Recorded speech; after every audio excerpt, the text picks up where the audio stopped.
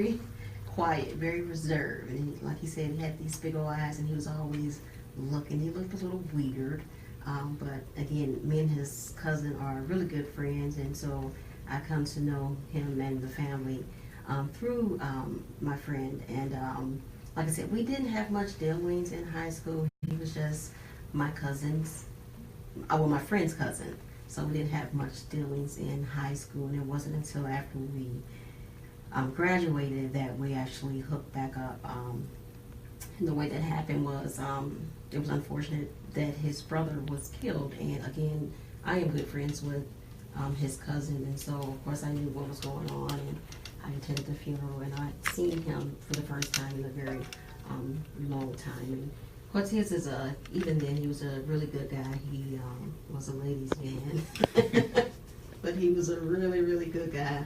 He was good people. His family is good people. So, like I said, we ended up seeing each other because, of course, I attended the funeral and was able to see him. And he wasn't living here at the time. And after the funeral, he did go back to New Orleans, is where he was living at that time. And then just kind of started talking from there. I asked his cousin 2 questions. The first one was, did he have a job? Right. And the second was, did he go to church? Because church is very important to me, and also working as well.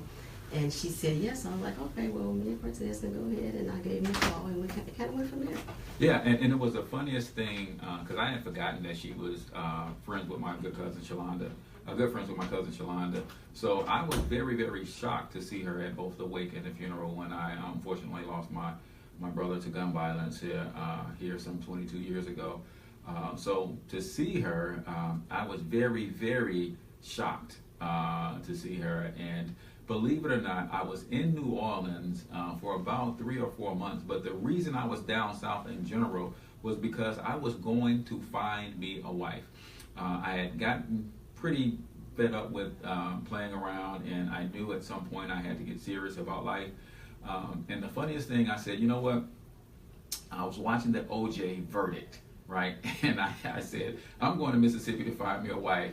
And I said, if he is found not guilty, that is a sign from up above that it's okay for me to go. If he is found guilty, then I'll stay and try to figure some other things out. Lo and behold, he was found not guilty, and I had I think it was an 85 Subaru station wagon, and it was loud as all get out, man. And I told my mom, I said, I'm gone. And she's like, how you getting there? I'm like, I'm driving my Subaru.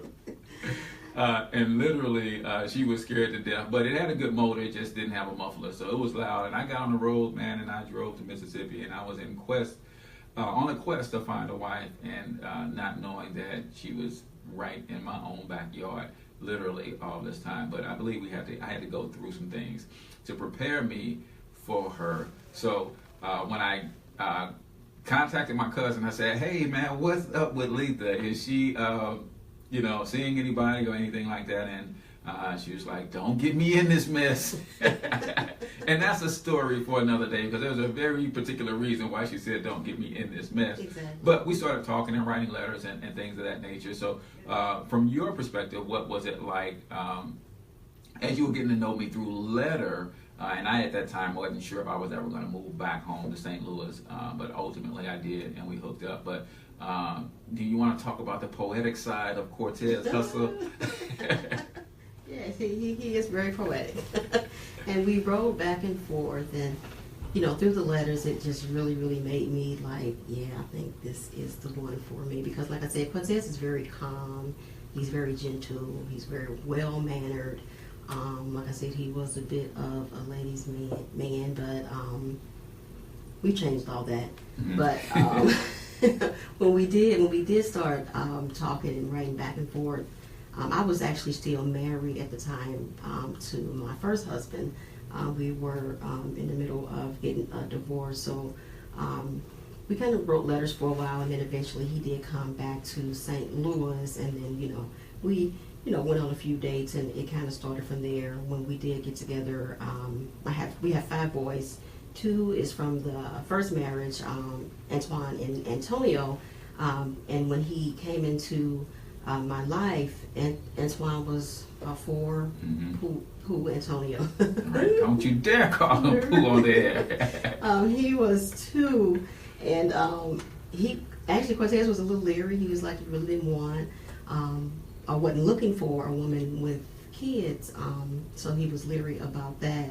But I am just thankful that it all worked out. I'm thankful that he did come back to St. Louis. I hate that we hooked up, through the circumstances that we did, because, like I said, we started talking again after his brother was killed.